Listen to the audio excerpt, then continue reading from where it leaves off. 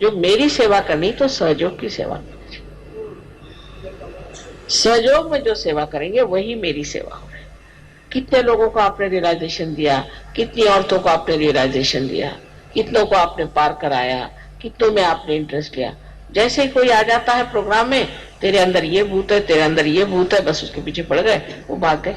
मैंने एक साहब से पूछा, साहब आप बड़े से पार हो गए थे, आप सहयोग से क्यों भागे? कहले जाते साहब तो बता, तुम्हारे अंदर 3 भूत बैठे। अभी नंबर भी उन्होंने बता दिया। मैंने कहा आपने विश्वास क्यों कर लिया? पहले वो तो वहां के बड़े महारथी लग रहे थे, दौड़ दौड़ के बता रहे थे कि आपके अंदर 3 भूत है। अब वो कौन सा आप थे कौन नहीं, वो तो भाग खड़े हो गए। सहयोग के अंदर में हनुमान जी की जो बात है वो सीखना है कि हम तत्पर है, राम काज करने को तत्पर। काज कौन सा है हमारा? मेरा काज है सहयोग, मेरा कार्य है सहयोग। कुंडलिनी का जागरण करना, लोगों को पार करना, उनके अंदर शांति लाना, प्रेम लाना, प्रेम की बातें करना, उनसे अपने सहयोग के बारे में सारे चक्र आदि का वर्णन करना, उनको जो चाहिए सो समझाना। अब जब ये कह दिया तो लेक्चरबाजी बहुत होती है। हमारे यहाँ तो कुछ लेक्चर, इतने लेक्चर देने लग गए थे कि मैंने कहा भैया अगर आपने इसको लेक्चर को बंद नहीं किया तो सहयोगी खत्म हो जाए। लोगों ने कहा माँ 2-2 घंटे लेक्चर देते हैं, फिर आपका हम भाषण भी नहीं सुन पाते, आरती भी नहीं कर पाते, ऐसी घर जाना पड़ता। फिर उनका लेक्चर बंद करवाए। वो कहने लगे कि मैं जाता हूँ तो पता नहीं क्या हो जाता, मेरा मन करता मैं लेक्चर ही दे दूं, इसको कैसे ठीक करूं? मैं कहा भाई देखो, मुंह में एक सुपारी रख लो। तो वो पूछते कितनी बड़ी रखो? जितना बड़ा मुंह से बड़े रखो। तो मैंने कहा जब आपको ये भी नहीं पता कितनी बड़ी सुपारी रखो तो आप सहयोग पे बात क्या करते? इसकी भी तो आपके पास अकल नहीं। तो सहयोग में बात करना लोगों को बहुत अच्छा, मतलब लेक्चर देना। जैसे एक प्लेटफॉर्म मिल गया है, बस माइक मिल गया, चले माइक पे बोलना। माइक तो छूटता नहीं, फिर एक बार माइक पकड़ लिया तो छूटता नहीं। ये भी एक नई बीमारी। अब उसमें समझ ये लेना है कि काहे को लेक्चर देना, माँ के इतने लेक्चर हैं भाई, यही सुनो। तो अब जब भी फंक्शन आप लोगों का यहाँ ये हो, उसमें आप मेरा एक चाहे तो वीडियो लगा दो, चाहे तो मेरा टेप सुना दो, उसके बाद उनको कागज पेंसिल दे दो कि भाई तुमको जो कुछ लिखना है लिखो, कोई प्रश्न हो बता दो, और उसके बाद में उनकी जागृति कर दो और उनसे कहना कि नेक्स्ट टाइम आपको जो कुछ प्रॉब्लम है लिखे लाइए। तो शुरू उनका जो प्रॉब्लम है, किसी बीमारी है, किसी को तकलीफ है, कुछ है। अब ऐसे भी लोग हैं कि जो एक आदमी है, अब वो कलकत्ते भी आएगा किसी को ठीक करने, वो जाएगा, उसको जाना हो तो अब लोग बुला रहे हैं कि तुम वहां चलो ठीक करने के लिए रशिया में। एक ही आदमी हनुमान जी जैसे दौड़ता है, इधर से उधर, उधर से उधर, बस। सब लोग आप ठीक कर सकते हैं, सब लोग आप लोगों को ठीक कर सकते हैं, सब औरतें ठीक कर सकती हैं, आदमी ठीक कर सकते हैं, पर कोई हाथ ही नहीं डालता। लेक्चर देने से यह है कि सब लोग देखें कितने लोगों को बीमारी ठीक करते। पता नहीं क्या बात है कि एक ही आदमी अभी तक सारे हिंदुस्तान में है जो लोगों को ठीक कर सकता है। हालांकि लंदन में कम से कम 15-20 लोग हैं जो लोगों को ठीक करते हैं, फ्रांस में लोग हैं वो लोगों को ठीक करते हैं। तो ये ठीक करने का तरीका क्या है, ये सीख लेना चाहिए और बंधन लेकर के ठीक करना चाहिए लोगों। उसके लिए अब आप क्या बाहर से बुलाएंगे लोगों? और आप सहयोगी किस दिन के लिए? आप बैज लगा के घूमते हैं, आप ठीक भी नहीं कर सकते, फिर बैज उतार दो। अपने को भी नहीं ठीक कर सकते, अपनी भी बीमारी नहीं ठीक कर सकते, तो दूसरों क्या ठीक करो? तो ये बात होनी चाहिए कि सबको ठीक करने का इल्लोद्धार जो है उसकी सबको शक्ति दे दी गई, उसको आप लोग सीख लें, उसको मास्टर करें। और अब बजाय इसके कि कलकत्ते कोई आए, कलकत्ते से लोग जाए दूसरों को ठीक करने, इसमें हिम्मत की जरा सी बात है, कुछ नहीं होने वाला तुमको। तुम न तो कोई बीमार हो सकते हो, न कुछ हो सकता है। जो लोग जितना सहयोग में कार्य करेंगे उतने गहरे उतरेंगे, क्योंकि जैसा पेड़ है वो जितना फैलेगा उतना ही गहरा उतरेगा। सहयोग में और इनका अवतरणों में एक बड़ा भारी फर्क है कि पहले उन्होंने कोई सामाजिकता से अध्यात्म नहीं दिया था, ये शक्तियां किसी को दी नहीं थी। समाज के लिए मिली नहीं। एक आध आदमी को शक्तियां मिली थी, जैसे कि राजा जनक ने नचिकेता को आत्म साक्षात्कार दिया, लेकिन अब तो आप सबके पास ये शक्तियां प्राप्त है। बस इसको ऐसा बढ़ाइए कि आपको कोई भी चीज की जरूरत ही ना रह जाए। आप अपनी तबीयत ठीक कर लीजिए, दूसरों की तबीयत ठीक कर लीजिए, आप सहयोग समझ लीजिए, सब कुछ आपके पास है। लेकिन अभी भी आपका चित्त पता नहीं कहां घूम रहा है, आप लोग पता नहीं किस चीज के पीछे में भाग रहे हैं कि अभी आपने इस चीज को पकड़ा ही नहीं।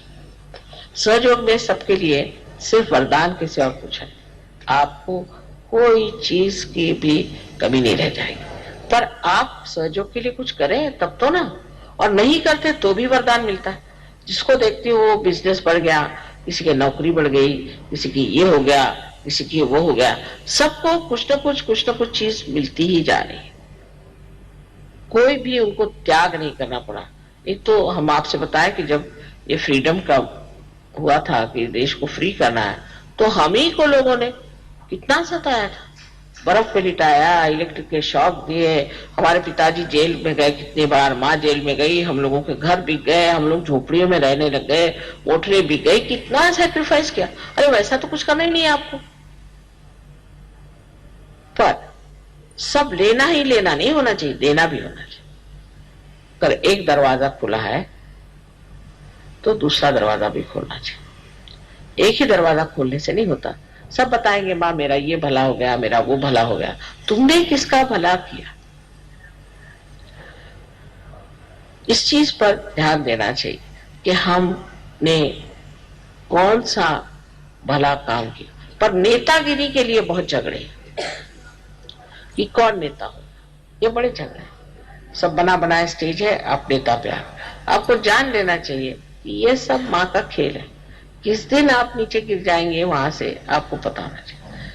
खासकर औरतों को तो बिल्कुल ऐसे चक्कर में आना ही नहीं चाहिए, उनको फौरन ऊपर से नीचे गिरना पड़ेगा। और आदमियों को भी समझ लेना चाहिए कि इसमें नेता वेता कोई है नहीं, ये सब माँ ने बनाया हुआ खेल है, और इस चक्कर में आना ही नहीं। मैंने कहा अच्छा चलो लीडर्स आ जाए, काय के लीडर्स और काय करके, सब एक खेल बनाया माँ ने, इसमें लीडर्स वीडर्स कोई नहीं है। सिर्फ यह है कि देखा जा रहा है कि आप कितना तौल सकते हो। अगर आपके अहंकार चढ़ गया तो गए आप, वो फौरन दिखाई दे। सहयोग में कोई चीज छिपती नहीं, सब चीज सामने आ जाती। मैं कुछ कहूं या ना कहूं, वो अपने आप मुंह पे काला लगा के उतर आते अपने आप। हम लीडर है, देखा क्या कल मुंह में काला लगा लिया, भाई क्यों? पहले हमने ये खराब काम कर। तो लीडर पे और जिम्मेदारी आ जाती है कि हम और अच्छे और नम्र और मीठे और प्यारे बन जाए, और सबको मिला के सबकी पूछ करके सबके से चले। अब ये सब चीजें आज रामचंद्र जी के विशेष दिवस पर हमें मानना चाहिए कि उन्होंने जो कुछ भी जीवन में करके दिखाया, उसका कुछ भी अंश हम करके दिखाया तो माँ के जीवन को भी चार चांद लग जाएंगे। उन्होंने इतने दिन वनवास किया, वनवास में रहे, जंगलों में बगैर कुछ पहने हुए घूमे फिरे, कितनी मेहनत करी, और सिर्फ अपने पिता की आज्ञा मानने के लिए उन्होंने कार्य किया। अब मेरी आज्ञा मानने के लिए आप लोग सिर्फ कोई वनवास जाने की जरूरत नहीं, आपको नंगे पैर घूमने की जरूरत नहीं, भूखे रहने की जरूरत नहीं, कुछ नहीं करने की जरूरत, सब व्यवस्था है। लेकिन सहयोग में आपको लोगों को ठीक करना आना चाहिए, लोगों की बीमारियां ठीक करनी आनी चाहिए, और आपको सहयोग के बारे में सब कुछ मालूम होना चाहिए। और सबसे बड़ी जाननी चाहिए चीज कि सहयोग ये प्रेम है, ये प्रेम की शक्ति जो कार्य कर रहा है और कोई नहीं, और उसी से सब लोगों का भला हो सकता है। ये कोई एक आदमी के लिए नहीं है, एक विशेष लोगों के लिए नहीं है, ये कोई एक देश के लिए नहीं है, ये है सारे विश्व के लिए। तो एक ये भी देखना चाहिए कि हमारा चित्त कैसा है, कहाँ जाता है। बार बार करके हमारा चित्त जाता है, उसको चित्त को निरोध करना चाहिए, रोकना चाहिए। उसमें आत्मा की शक्ति पूरी तरह से भरनी चाहिए, और मनुष्य को एकाग्र होकर के हर कार्य को करना चाहिए। भक्ति भाव से, प्रेम से अगर जो करेगा वो बहुत गहरा उतरेगा, और नहीं तो ऐसे ही कचरा बहुत होता है, और कचरे का जो पर अंत होता है वो भी आप जानते हैं।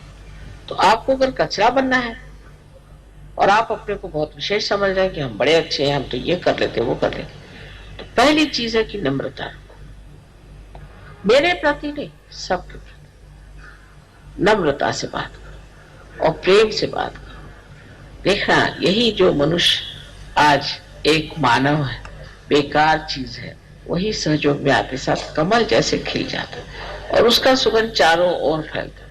लोग मुझे आके फौरन बता देते, माँ ये आदमी है ना कमाल का, ये बस ऐसे आदमी। ऐसे ही आप लोग सब काम करें तो मर्यादा पुरुषोत्तम के लिए जैसे लोग कहते कि कमाल के, ऐसे आपके लिए भी कहें।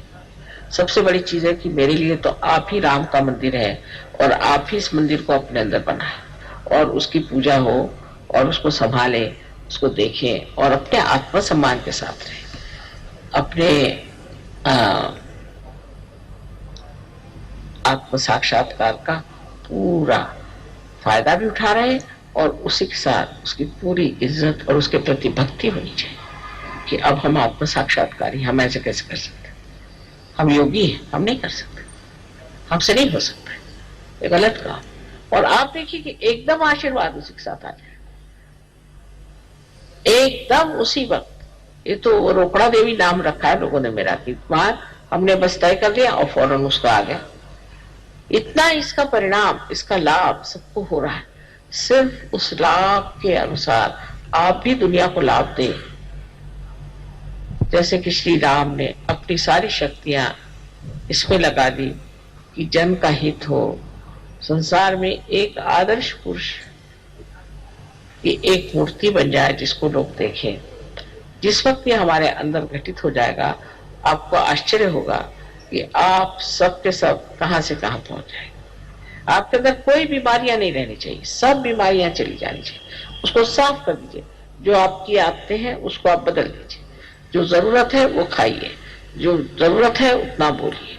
सबको आप देख रहे और इसके लिए अपने अंदर आप मनस, जिसको कहते हैं कि इंट्रोस्पेक्शन, अपने और देखना, अपने और देखना, अंतर निरीक्षण, जिसको कि देखते रहना, क्या करा मैं, कि ये क्यों करा, मैं वो क्यों करा, मुझे क्या करने की जरूरत है, इसकी कोई जरूरत नहीं, मैं सजग हूं, मैं ऐसा क्यों करा, मेरा ये कहां जा रहा दिमाग, रुक जाओ।